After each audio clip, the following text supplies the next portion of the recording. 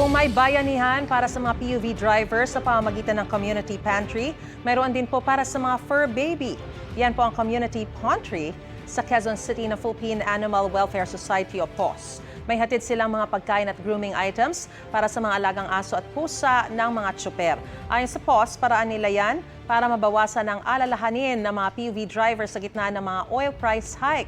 Ang isang batang atleta naman may hatid ding pag-asa sa Maynila. Ang napanalunan ni Levi Jordan Tolentino sa gymnastics competition sa Singapore, idinonate niya sa community pantry ng isang simbahan.